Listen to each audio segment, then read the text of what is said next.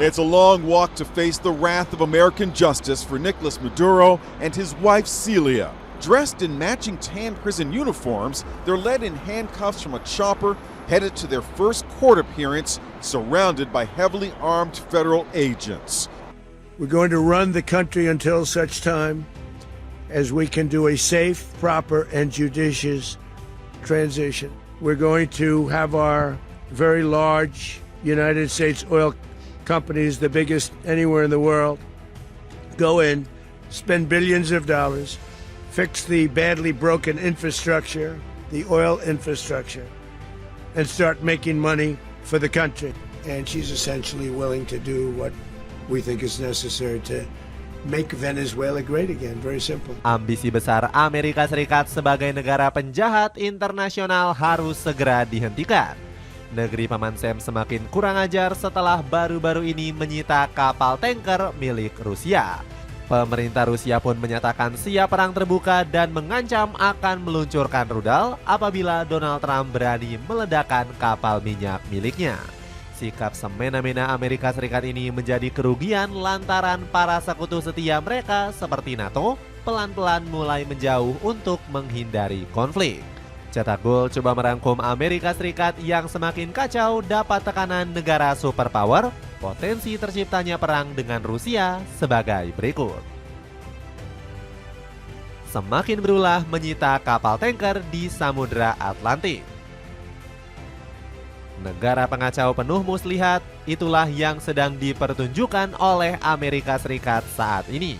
Donald Trump seolah ingin menunjukkan eksistensi Paman Sam sebagai negara superpower yang paling ditakuti.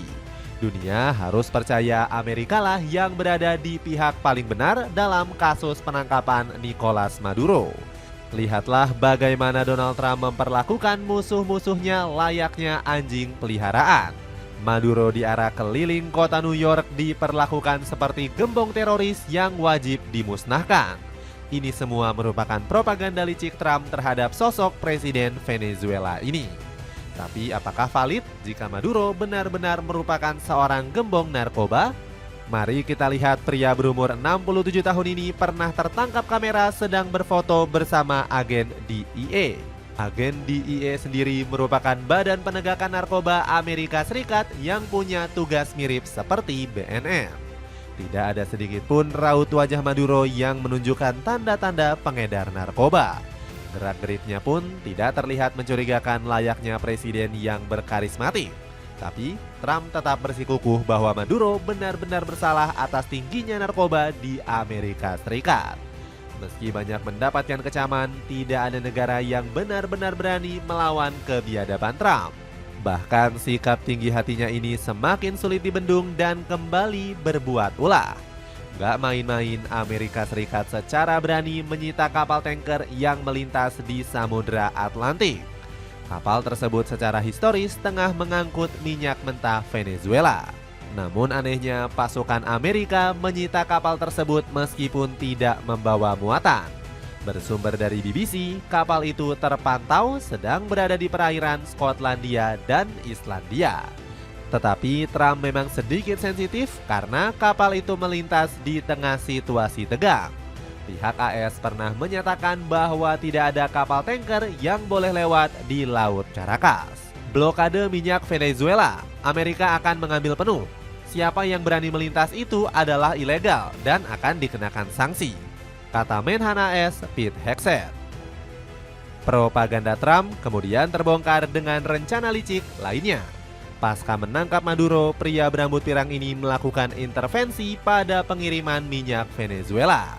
Ladang minyak yang terletak di Sabuk Orinoco dikabarkan tidak lagi mengirimkan ke seluruh dunia. Cina menjadi negara yang paling dirugikan atas kebijakan konyol musuh dagangnya tersebut. Bagaimana bisa sekelas Amerika Serikat iri karena hanya mendapatkan sedikit jatah minyak Venezuela? Diketahui China lah yang menjadi pembeli utama sekitar 80% cadangan minyak Caracas. Tapi Trump kali ini nampaknya salah memilih lawan. Intervensi kapal minyak di Samudra Atlantik langsung direspon serius oleh Rusia. Negeri beruang kemudian mengawalnya dengan kapal perang. Pasukan khusus AS yang berjaga seketika dikejutkan dengan kemunculan kapal perang tersebut. Sebagian ada yang lari kocar-kacir dan sebagian pasukan lainnya tetap bersikap tenang. Pemerintah Rusia memperingatkan Amerika jangan berani-berani macam-macam dengan kapal tersebut. Tetapi Trump nampaknya tidak peduli dan tetap merampas kapal tanker berbendera Rusia itu. Penyitaan kapal tanker ini menjadi isu sensitif karena bakal menimbulkan polemik baru. Dunia benar-benar terancam akan terciptanya peperangan yang jauh lebih besar. Rusia dibantu sekutu menyatakan perang terbuka. Penyitaan kapal tanker berbendera Rusia ini bisa jadi merupakan akal-akalan Trump untuk mengkompori Rusia. Sebelum itu, politikus Partai Republik ini menyatakan tidak suka dengan sosok Vladimir Putin. Trump mengatakan Putin merupakan dalang atas pembunuhan ribuan orang tak bersalah di Ukraina. Volodymyr Zelensky kemudian menyerukan Presiden Amerika ini untuk menangkap Putin. Jika mungkin untuk menangani diktator dengan cara ini, maka AS tahu apa yang harus dilakukan selanjutnya. Segera tangkap Putin seperti halnya penangkapan Maduro, tegas Presiden Ukraina ini. Tapi Putin tetaplah Putin yang dikenal sebagai sosok tegas yang ditakuti seperti harimau yang menerkam lawannya. Tanpa basa-basi, Presiden Rusia ini menyatakan perang dengan Amerika Serikat. Usut punya usut, pernyataan Putin ini didasari dari penyitaan kapal tanker yang dilakukan Amerika. Sang presiden tidak suka dengan sikap Trump yang seenaknya menangkap kapal yang melintas. Menurut hukum internasional, kapal tanker asing diperbolehkan melintas di zona ekonomi eksklusif. Ini merupakan hak lintas damai yang harus dipatuhi oleh setiap negara tanpa terkecuali. Suatu negara tidak boleh mengancam kapal yang melintas dan harus menikmati kebebasan di laut lepas. Namun, Trump lagi-lagi ingin menunjukkan kuasa dan dominasinya di dunia. Presiden Amerika Serikat ini melanggar aturan internasional dan harus segera ditindak. Berharap apa dengan PBB yang seolah takut untuk menindak tegas Donald Trump? Hanya Putinlah yang berani menantang sikap semena-mena yang dibuat Trump. Tapi pertanyaannya, apakah Presiden Rusia ini benar-benar marah atau hanya gertakan semata? Lihatlah sumber berita terpercaya di sosial media X yang menuliskan rencana tersembunyi Rusia. Akun visioner menyebut negeri beruang siap melancarkan rudal ke Amerika Serikat. Tanggapan militer dari Rusia cukup serius, serangan dengan torpedo dan penenggelaman kapal jika Amerika benar-benar tidak melepaskan kapal, kata perwira tentara Rusia ini. Sampai di sini kita semua tahu kalau ini bukan sekedar ancaman melainkan tindakan nyata. Rusia sendiri bukanlah negara pengecut dan tidak hanya sekedar omong kosong. Kita flashback ke belakang saat Rusia menyerang Ukraina di tahun 2022.